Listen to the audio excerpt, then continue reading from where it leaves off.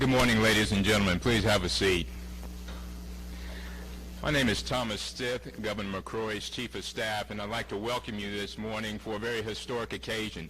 In just a moment, the Governor will come before you to name his nomination for the next Director of the SBI. Before we have remarks from the Governor, just want to recognize a few dignitaries in the audience. If I happen to miss your name, please don't be upset, but I think we have everyone. First of all, we have several sheriffs with us today. Sheriff Chris Davis from Pamlico, if you could stand. Sheriff Davis. Sheriff Hubert Peterkin, who's also the president of the Sheriff's Association, Hope County. Sheriff Keith Stone, Nash County, member of the Governor's Crime Commission. I'll introduce Sheriff Harrison in just a moment. We also have with us our acting SBI director, Janie Sutton, if you could stand. And let's give Janie a hand. We want to thank her for her service and willingness to serve throughout this process. We also have several members of the Governor's Cabinet. Drew Heath, our budget director, if you could stand. Susan Klutz, we'll get a double introduction, Secretary Klutz. Secretary Perry.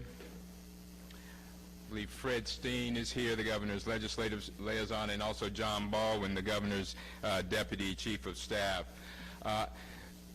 Wanted to talk to you just very briefly this morning about the process that the Governor instituted for the search and subsequent selection of his SBI Director nominee. As you know, former Director of B.W. Collier, who recently retired, announced his resignation earlier this year, which set into motion a very extensive review process. The Governor gave me the charge of pulling together a diverse and comprehensive review panel to review candidates that were interested in serving in this esteemed role. And I'll just take a quick moment to introduce that panel to you today. Neil Alexander, I don't believe Neil is here this morning, but Neil Alexander, who is the State Personnel Director, and if you're here, please stand. Sheriff Donnie Harrison, Wake County Sheriff, please stand. Steve Wordsworth, Executive Vice President and Treasurer of MBM Distribution, and also a ALE auxiliary agent. Secretary again, Susan Klutz. Secretary Frank Perry. Three individuals who are not with us today that are on travel, the Governor's Chief Counsel, Bob Stevens, General Cornell Wilson, who's Secretary of Military and Veterans Affairs, and District Attorney Andrew Murray, who's also President of the District Attorneys Association. These individuals, along with myself, reviewed numerous candidates. We had a very extensive pool of candidates, very diverse pool of candidates, and we were given a very challenging charge. The Governor had three things in mind. First and foremost, to have a pool of candidates that had the highest level of accomplishment in their professional careers. Second of all, a very high level of integrity and commitment to integrity. And most importantly, we were to focus on the individual, the person, and not politics.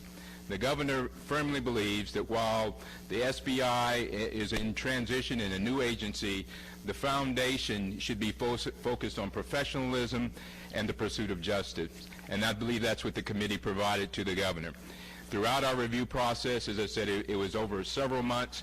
We interviewed numerous candidates, and we provided a recommendation to the Governor that he subsequently, and if you've ever been interviewed by the Governor, you'll never want to be interviewed again because very extensive, not only from the review panel, but once the Governor had opportunity to review the nominee and have a very extensive interview, the Governor made his selection.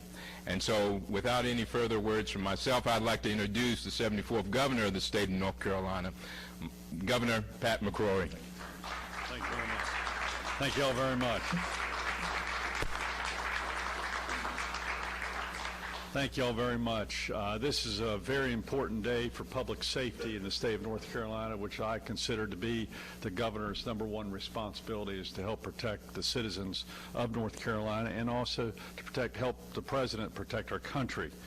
The State Bureau of Investigation has been an important agency for protecting our citizens by assisting local law enforcement with criminal investigations and having original jurisdiction in drug and arson investigations, election law violations, child sexual abuse in daycare centers, and computer crimes against children, and many more. I want to acknowledge and thank Director B.W. Collier for his excellent work and friendship and partnership during his service as the SBI Director. And Janie, I also want to thank you. You're filling into this role and will continue to fill in this role through confirmation. You have been a true professional in this transition. Your years of service to the SBI and to the state of North Carolina, I want to let you know, are not unrecognized, and I just want to thank you for especially helping out during this transition. It's been extremely smooth, and I know you will also help my nominee as he goes through this process of confirmation, and once he gets into the job, help him meet the workforce and make any recommendations that you think need to be made to continue to improve an already excellent department. Today I'm proud to build on that excellent leadership that we've had in the past. I've actually taken the recommendation of the individual that this committee recommended. I did want to go ahead and interview several of the candidates, but this committee had a clear choice that they presented to me as their first choice. And that first choice is Bob Schurmeier. And that is the individual to my left who, along with his wife Tricia and his daughter Emma, who are here to the front, Bob has proudly accepted his willingness to serve as the SBI Director and to go through this confirmation process. Bob, I've known actually for a long time, and I didn't know initially that he was going through this interview process, but when he was recommended, I knew they had picked an individual of true professionalism, true high ethics, and a person with incredible expertise in law enforcement. He is a law enforcement veteran with nearly 30 years of experience in the Charlotte-Mecklenburg Police Department. He retired in 2004 as Deputy Chief over Investigation. During that time period, he also served as interim police chief for, at that time, the 18th largest city in the United States of America. And the largest city in North Carolina. For 6 months, he served as interim police chief and did not seek to be police chief. So he played a very important role, as you have done, in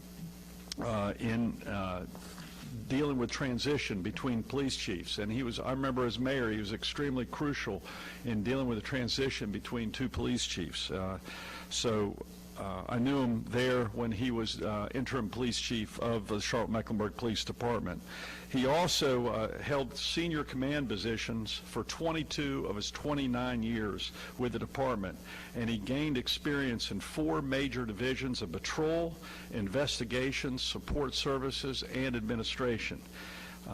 During his tenure, he pioneered a number of initiatives that have become models for other law enforcement agencies, not just in North Carolina, but throughout the United States of America. Among them, he established the department's innovative homicide cold case unit, which was a huge deal because we had in Charlotte at that time a huge backlog of homicide cases, and he was the one who took that head on and really made a big dent in that backlog, and he started that initiative. And he also forged the partnership with local hospitals to establish procedures and training to better preserve evidence. That was very important, and we've seen that needed more and more in crime investigations to make sure that we've kept and stored the evidence in the proper way. I also want to let you know he was also very important in helping establishing a crime lab in the city of Charlotte at a point in time when the state crime lab, which is still the case today, cannot handle all the state's issues that we're having. The city of Charlotte at that time formed their own crime lab, and he's got experience with that also. I also want to know from a personal standpoint, when I was 32, 33 years old, I'm not sure how old you were at that time, but I think you were a young patrol officer, I rode with him. And this was at the beginning of community policing. And he was also a strong leader in understanding that police officers needed to get out of their cars and get to know the people of a community. And that was the real beginning of change in community policing, in gaining the trust of citizens. And you don't gain the trust by just riding in a car and then arresting them. you gain the trust by trying to prevent the crime by building trust within the community. And I saw this firsthand as a 32-year-old chairman of the Public Safety Committee with the Charlotte City Council, and I used to ride with the police at least once a month. And Bob would show me everything when riding with me. He'd show me the toughest parts of policing, the toughest parts of crime and victims, and also he would tell me about this new concept of policing that has now become a common trend throughout the United States of America. And where they don't have that trend is where we have the most trouble.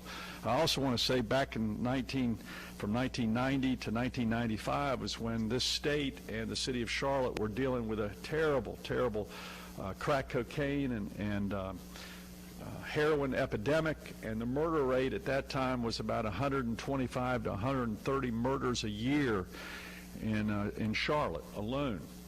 And this was one of the guys that was directed, we have got to lower the violence in our city, and he, along with that team, initiated the community policing effort and also the investigation efforts and forged relationships with all the different partners that we needed to have in policing. And I think that will be very, very important for the SBI as he needs to forge relationships with our sheriffs, with our DAs, with police chiefs, with other agencies that work with the SBI. That relationship is crucial to ensure that we work together as a team, and Bob clearly understands that.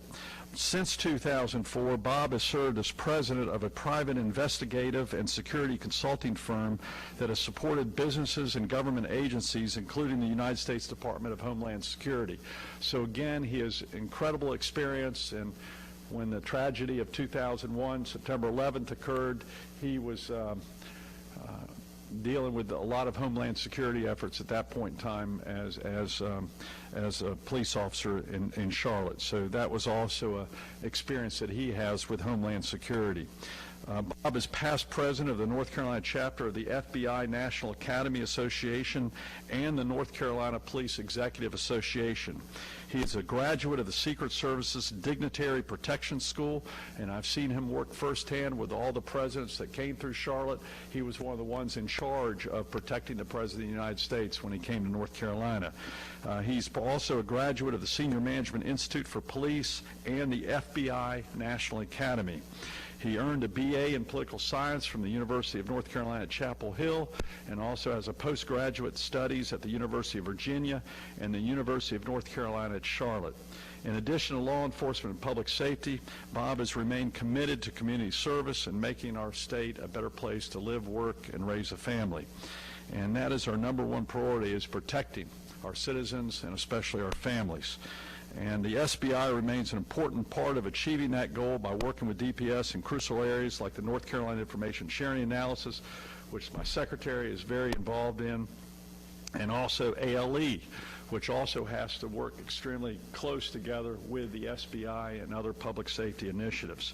I also want to say he's going to be also responsible for working with our Safer Schools initiative and the overall sharing of information. Because one thing we've learned in law enforcement, if you don't share information among agencies, we're going to have a breakdown, especially with regards to Homeland Security.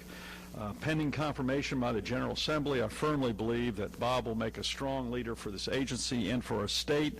I want to thank him, and especially Emma and Tricia, for helping us out and agreeing to do this. Working together and working with the family, and your sacrifice means so much for me.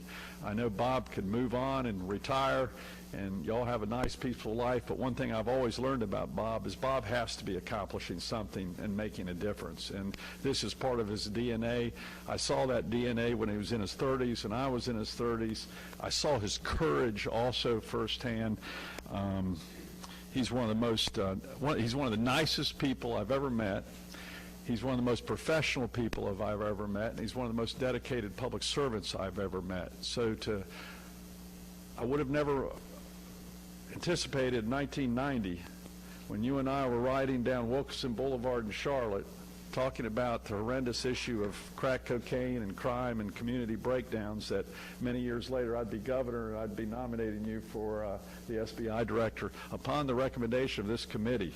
And I'm so glad you put your name in with this committee. I was pleasantly surprised to hear that. So with that, y'all give a round of applause and thank Bob and his family for willing to accept this very, very important job.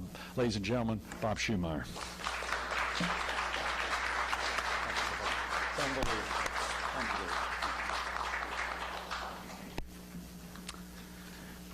Governor, members of the Cabinet, SBI and ALE executives, DPS executives, sheriffs, other law enforcement friends and associates, and honored guests, I'm privileged by your presence and support.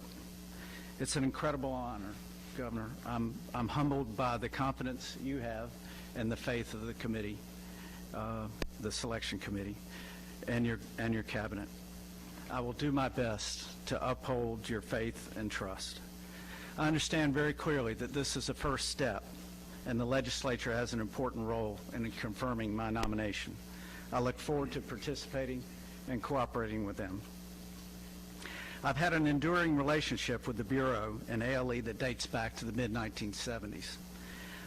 My relationship was built upon a foundation of integrity, mutual trust, cooperation and partnership, interminable commitment to protect the innocent, and a clear sense of purpose to pursue justice without bias or prejudice. Agents from both the SBI and ALE have left an indelible impression on me. And Janie, I have to confess already, you've totally impressed me.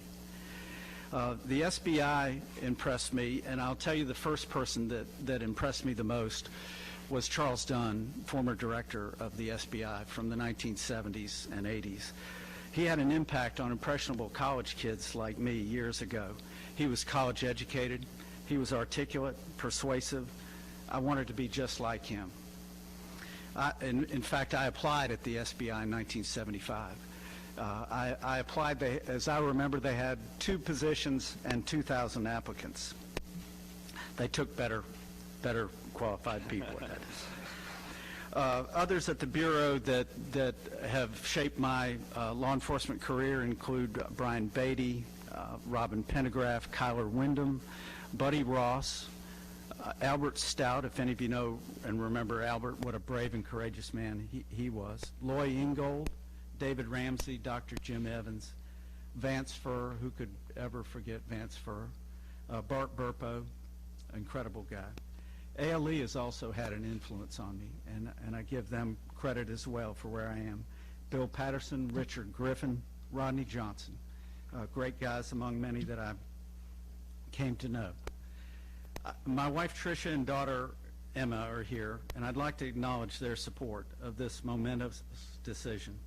This has been a challenging choice for our family that's led to many discussions and what-ifs. I've had 2 jobs since college, Charlotte PD and Charlotte Mecklenburg PD and ISS, the company I co-founded. I take leave of ISS after our best year ever last year and an even better first quarter in this year. We're opening our 3rd office in Charleston, and it's hard to walk away from. I leave it in good hands with our leadership team of David Graham, Dave Stevens, Kevin Foley, and Jack Boger. But I would confess that the gravitational pull to return to law enforcement and the opportunity to serve in this position ultimately carried the day. So I look forward to the confirmation process and the possibility of serving the citizens of North Carolina. I'd like to recognize retired Director Collier for his service and dedication, as well as Interim Director Sutton for continuing service in this time of change. Thank you very much, Dan. In closing, I'm certain I speak for many when I say I sincerely honor all who wear the badge and quietly serve and sacrifice so much each day. We can't acknowledge and thank you enough. Thank you, Governor, and I thank all of you for being a part of this.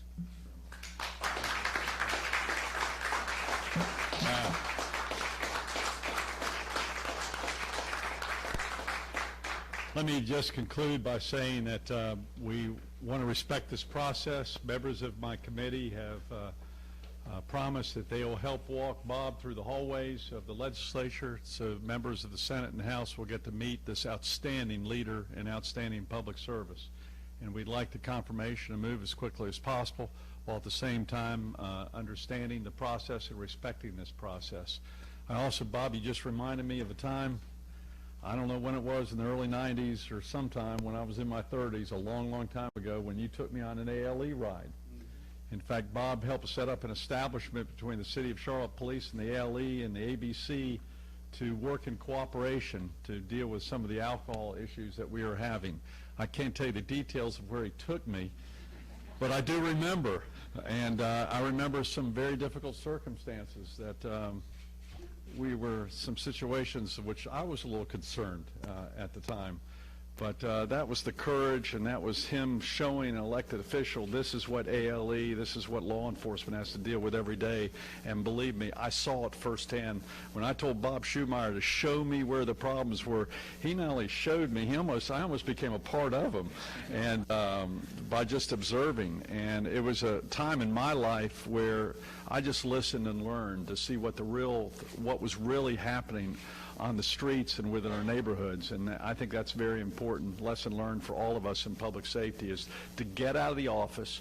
He firmly believed in getting out of the office and seeing firsthand what was happening. I know you know this because I know you were nervous many times whether he would get home or not, and that was at a point in time when we lost several police officers. It was a very, very dangerous time in our city, and he confronted it head on, and with incredible compassion and professionalism. So I feel very, very fortunate that this committee has selected a person with such quality for the state of North Carolina, and I just want to say thank you to you and your family again, and I look forward to the media getting to know him also, and one-on-one, and getting to see just a fine human being and fine public service. Thank you, and God bless each one of you. Thank you very much.